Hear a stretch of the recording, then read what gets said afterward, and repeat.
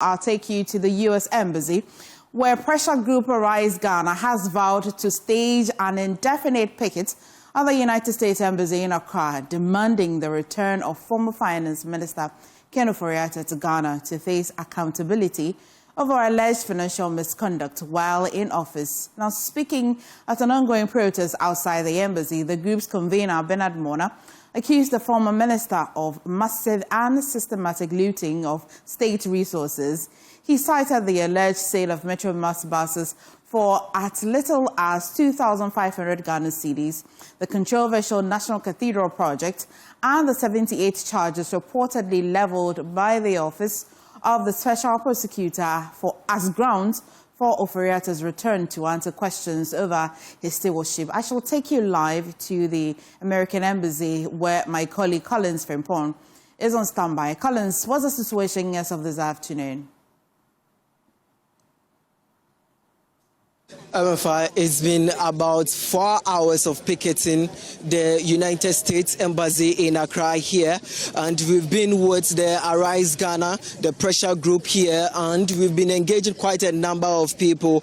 And in terms of security-wise, you can see within your mind shot where the police officials already are in front of the embassy and ensuring that whatever is happening here does not affect the activities of the United States Embassy here in Accra. Aside that area too, along the stretch of the road in front of the embassy too, you can see a lot of police officials also in here. We have Mornah leading the members of Arise Ghana to sit on the ground, which they have been here for close to 30 minutes, getting to an hour here. I'll be engaging Mornah, but let me start with some of the members here to find out why they have decided to sit on the floor. We all know it is because of Ken Ofori-Atta, former finance minister, that they are demanding that the United States government deport him into the country. Sir, you know, you've been here since morning, and you guys were standing, we could hear music blasting all over the place, but few minutes ago you all have decided to sit on the ground. Yeah, thank you very much. My name is Richard Kasu, the secretary to Arise Ghana. Yes, this exercise is a patriotic exercise being put together by the leadership of Arise Ghana to demand the repatriation of Mr. Ken Ofori-Atta, a man who has run away from his own people he once served. We believe in the spirit of accountability. It is important for him to come and answer charges preferred against him by the state. We cannot in any way sit aloof. We cannot sit unconcerned.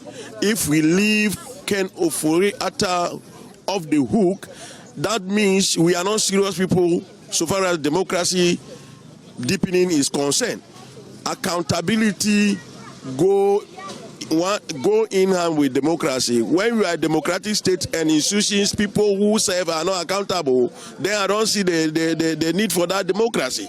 It is for that reason that we say, look, we need a man back here to speak to the issues, to answer for his stewardship. You cannot be a finance minister close to 7 years, and after your exit of office, you run away. Why should you run away? If you don't have anything to hide, why should you run away? And the narrative being pushed that there's going to the current regime is going to be repressive against him or going to treat him in an inhuman manner, it is neither here nor there. It is just he's just blowing hot air, trying to throw dust in the eyes of the people. As an organization, we believe in fair play.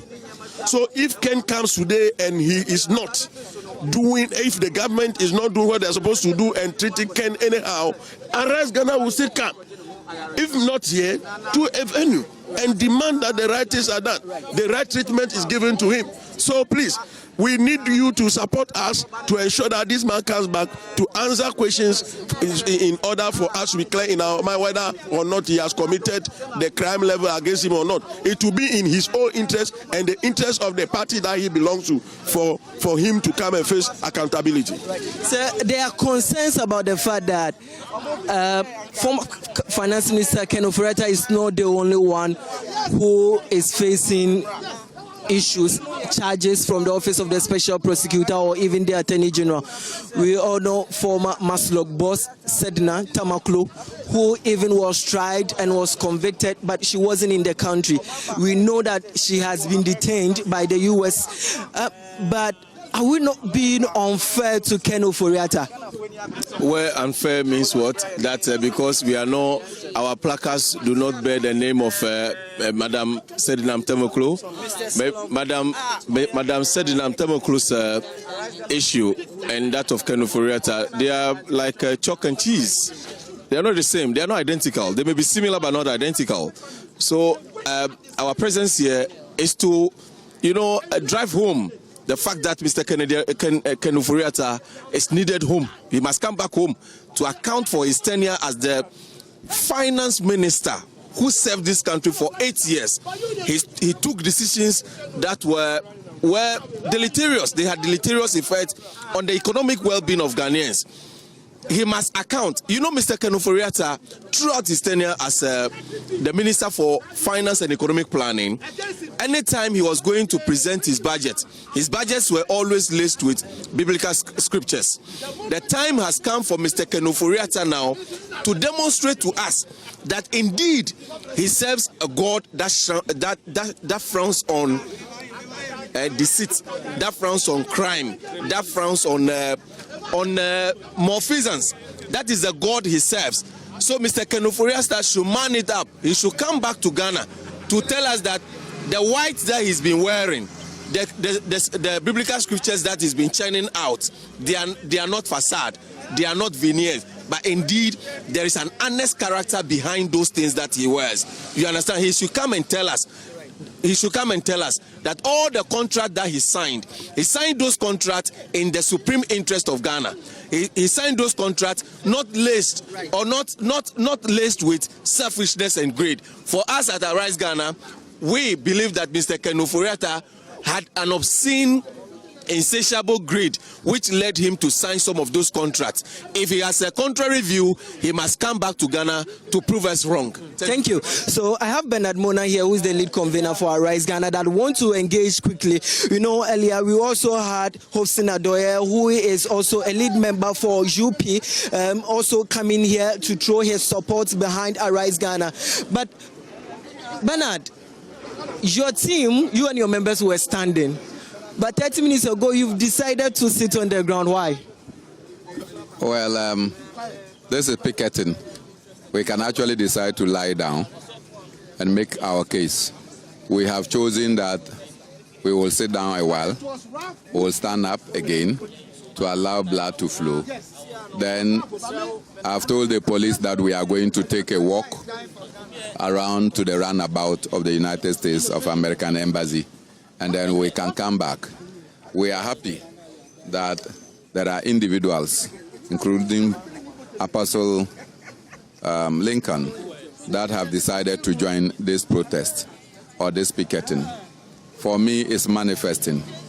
People just called me that, they are now seeing on television that indeed what we said on the 7th of January, we are manifesting. They want to come. And I said that to move all the way from Mododiodio to come here will be too late because we are closing by 3 to 4. And so they should wait and then we can all rendezvous tomorrow. This message we are sending is a very simple message. That anybody entrusted with public office must exercise that office with dignity, with decorum, and with conscience. Ken Ofori-Atta decided to deprive the issue of dignity, the issue of serving the interests of our nation, and served his own interests. He should come and account. If the United States does not get Ken back, they would have been sending a very dangerous example to the world that people can steal and loot their nation, enrich and power themselves, and run to the United States of America, and the United States will catch them and keep. So every other appointee will be emboldened to start to steal, to start to starch, to start to ensure that they build their own chest, even as they are supposed to serve the public interest. So in order not to go to that extent, we are here with a simple message release Ken Ofori-Atta to Ghana, let him come and go through the trials that he has to go through.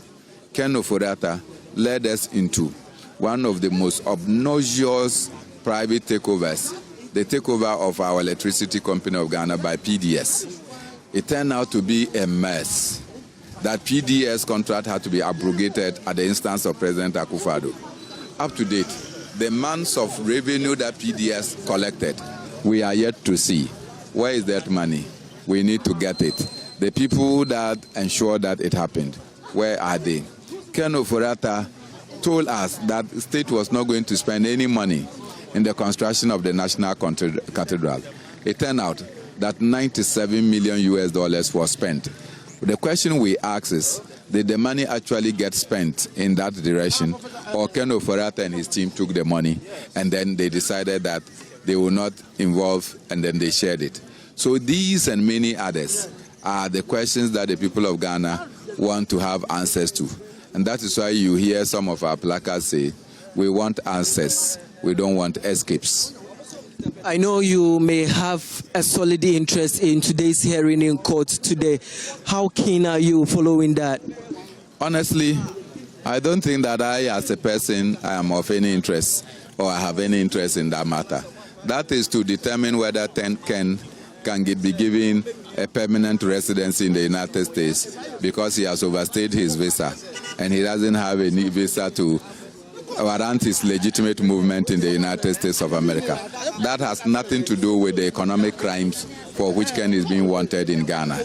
But obviously, if the determination is that they will not grant him that permanent residence in the U.S., then it means that Ken is likely to come to Ghana. And we will be happy that they hand him over to the embassy in Washington, and then they will take the necessary steps to ensure that he gets to Ghana. I'm sure that if you are not careful, as soon as Ken arrives, you, even as journalists, will not get to see him, let alone me, because he will be taken away straight away to go and start processes that will ensure that his innocence or otherwise is unraveled.